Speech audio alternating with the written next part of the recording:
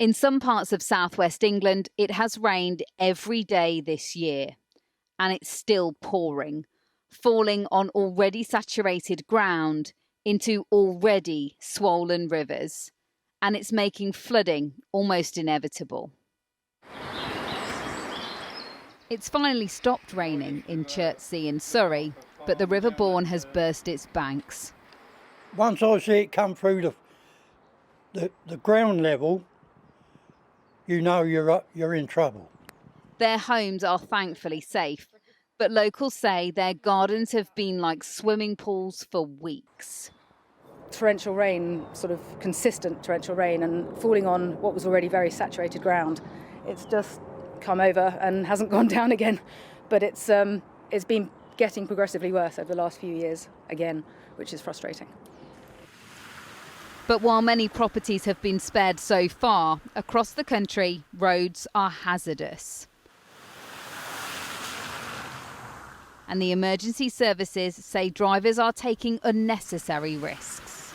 Most of the emergencies we attend are actually an individual choice to drive through floodwaters. We don't actually have a statutory duty to attend flooding incidents. We do so to put our communities first and really look after that community safety. But the message still isn't getting through. And in Devon, yet another vehicle succumbs to the worsening conditions.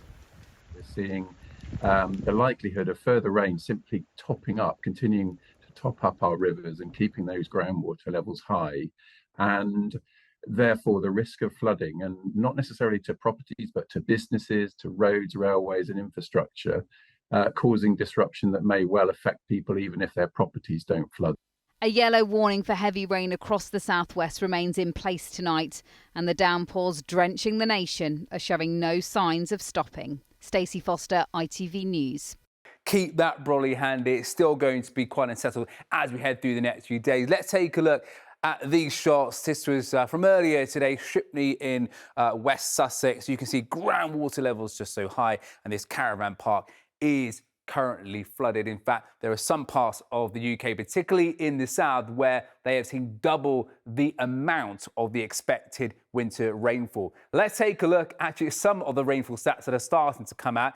And I'm afraid these three places have all seen rain for 40 days. It has been raining since the 31st of December 2025, and there's more rain to come as we head through the next few days. Let's take a look at the current setup, and as you can see here, we've got this massive area of high pressure which has been across eastern parts of Europe, a blocking high, and that's really been controlling our current weather pattern, and it will continue to feed areas of low pressure across and then up the UK, so more rain to come. But there is talk that this high pressure will start to move across the UK out towards the east, and that will cause a change in weather patterns where we could see some drier and perhaps more settled weather, but not until we get into next week. Let's take a look at the pressure pattern setup then, and you can see with the rain on when we're going to get those fronts coming through, another front coming through tomorrow. No rainings across the south, but there are warnings in place for this evening, and we can take a look at those right now. So let's start off with what's in place right now, and you can see this rain warning across southern parts of Wales and also the southwest. No surprises here. That does expire at midnight tonight. Then heading into tomorrow, we pick up a rain warning across eastern parts of Scotland, and that does stay in place until Wednesday as well. The water comes up to well beyond this gravel, past these signs. People just don't realise how dangerous it is.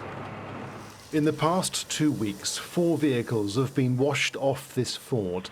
And it's Ross in his tractor who gets the call to pull them out. If you haven't seen the ford when it's not in flood, you're probably not aware that it doesn't run through on a level.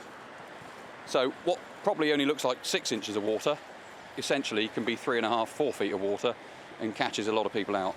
Ross says he mainly rescues people who are not from this area.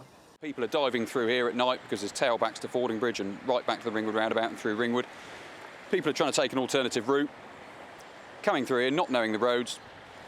Google Maps is also sending people right up there. People are taking the immediate right and going down the stream by accident also. So it's people not really knowing the roads.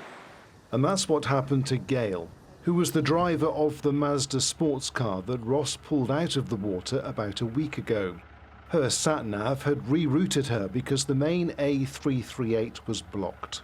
The sat-nav was saying to turn right, I couldn't see it was really raining really heavily. So I turned right and found myself in the ford. Did you drive into the ford? I drove into the ford, yeah. Thinking that was the main road? Thinking that was the road, yeah. And while we were filming, a number of vehicles crossed the ford, perhaps not realising how deep the water is. No, don't think so. Well, we've just seen a vehicle go through there at some speed. Now it's steaming. Yeah. And here's another one. When you see that, what do you think? Glad it's daylight. Yeah, in the dark it's much scarier, but it's still, even driving through it today in my husband's car, it was still pretty scary. Last month, a man died when his lorry was swept off this ford just a mile away. On that day, the water was up to the 4-foot marker, but the water on the downflow side was a pool up to 14 feet deep.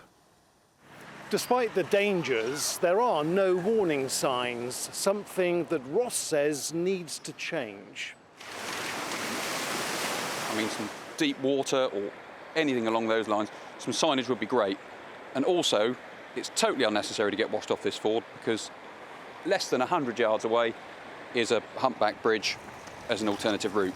Some signage, alternative route, deep water, anything along those lines would definitely help.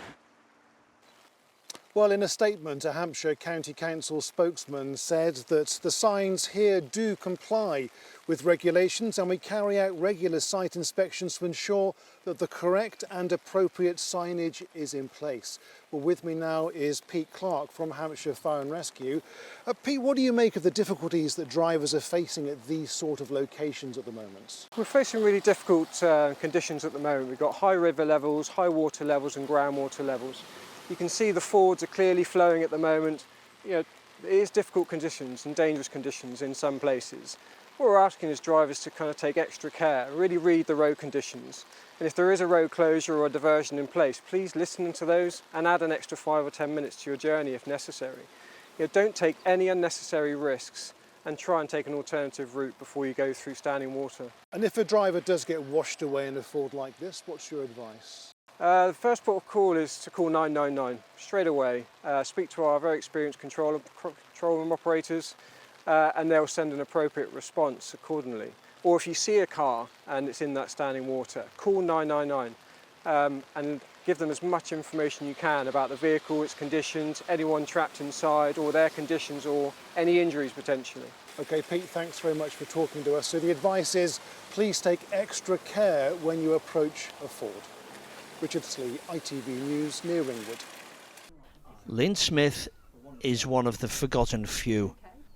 Forgotten because for years she and her neighbours have been invaded by the River Severn. In that time they've asked for flood defences and nothing's happened. This is Diglas Avenue on the banks of the River Severn in Worcester, but each of these front gardens in this terrace is now part of the River Severn. Lynn, tell me then how you feel when you're seeing the water this high and the water in your front garden as well. It's not great. It's not great, and the trouble is now it's happening more often. I mean, this has been up. The water's been up at least 4 or 5 times over this winter. Really? So, and is that more than in previous winters? Oh God, yeah. He used to come up, go down, come up, go down, but now he's coming up higher and staying up higher. She's lived here for 29 years and she knew flooding was a risk, but back then it happened once every 7 years and she could take precautions. Her kitchen units are off the ground, for instance, but flooding is now frequent. It used to be a 1 in 7 year flood here, which was doable. You know, you'd have 7 years of no flooding and 1 year of flooding, which it was okay. But since 2020, 2019, 2020, 21, 22 and 24, we've had water in the house. In fact, since 2010, almost every year, and multiple times in some years, there's been flooding. As Lynn said, this is the 4th time this winter. So she and her neighbours set up the Diglas Flood Relief Action Group. It was set up in 2020 because we'd had enough of the flooding. It was time something was done. They've had talks with the Environment Agency for a flood defence wall, but no decision yet, and no sign of a decision soon. If something's going to happen, it's yes, it would be nice to think it would be quick. Yeah, because it's a lovely, this is a lovely spot. Bizarrely, looking out on this lovely floodwater, it's actually quite nice. But you don't want this to be happening next year, do you? No. We won't get the wall built by next year. I can assure you of that. But it would be nice that they approve it. That could cost £4 million, but Lynn and her neighbours say that'll be cheaper in the long run than piecemeal flood mitigation now, grants from government, which some people have already received, and the cost of repairs. Thankfully tonight, the level of the River Severn is dropping until the next time it floods. Mark Goff, ITV News, Worcester.